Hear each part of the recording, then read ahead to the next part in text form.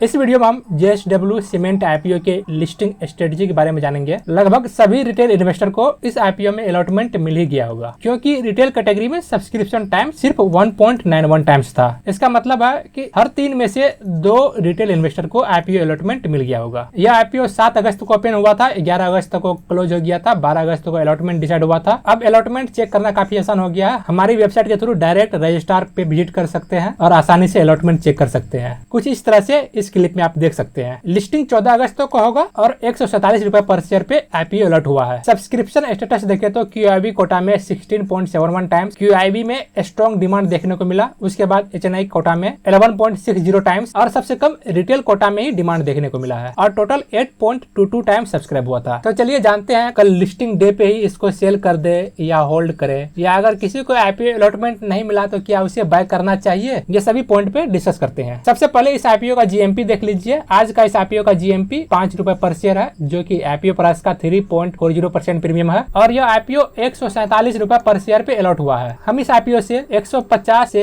155 रुपए पर शेयर पे लिस्टिंग का उम्मीद करते हैं। रफली मान लीजिए 3% से 5% तक का लिस्टिंग गेन। इस आईपीओ के लिए मिनिमम इन्वेस्टमेंट 14,994 रुपए लगा था, जिसमें 147 रुपए पर शेयर की रेट से 102 शेयर मिला था। अगर हम 3% का लिस्टिंग गेन देखते हैं तो 449 रुपए 97 पैसा का प्रॉफिट बन रहा है। अगर 5% तक का लिस्टिंग गेन देखते हैं तो 749 रुपए 70 पैसा का प्रॉफिट गेन दिख रहा है। तो चलिए 3 पॉइंट पर डिस्कस करते हैं। क्या कल इसे सेल कर देना चाहिए लिस्टिंग डे पर, या होल्ड करना चाहिए, या अगर किसी को आईपीओ अलॉटमेंट नहीं मिला है तो क्या बाय कर ले, जिससे कि कुछ शॉर्ट टर्म में प्रॉफिट बन जाए। ये तीनों पॉइंट पर डिस्कस करते हैं। पहले देखिए बाय के बारे में। जिसको आईपीओ में अलॉटमेंट नहीं मिला है तो उसको बाय के लिए नहीं सोचना चाहिए, क्योंकि JSW सीमेंट का फाइनेंशियल कंडीशन बहुत ही खराब है। आज से 2 साल पहले तक ये प्रॉफिट बुक कर रहा था और अभी ये लॉस मेकिंग कंपनी बन गया है। जब तक ये फिर प्रॉफिट मेकिंग कंपनी में कन्वर्ट ना हो जाए तो उसके शेयर्स को बाय करने के लिए सोचना भी नहीं चाहिए, और शॉर्ट टर्म में कुछ प्रॉफिट बन जाए इसके बारे में तो बिल्कुल नहीं सोचना चाहिए, क्योंकि लार्ज साइज का आईपीओ है और लॉस मेकिंग कंपनी है तो ऑपरेटर गेम कम ही देखने को मिलेगा। तो ऑपरेटर के आड़े कुछ प्रॉफिट बुक कर ले, ऐसा कोई चांस नहीं दिख रहा है। अब दूसरा ऑप्शन है, जिसको अलॉटमेंट मिल गया है, क्या वो होल्ड कर ले। मेरा पर्सनल ओपिनियन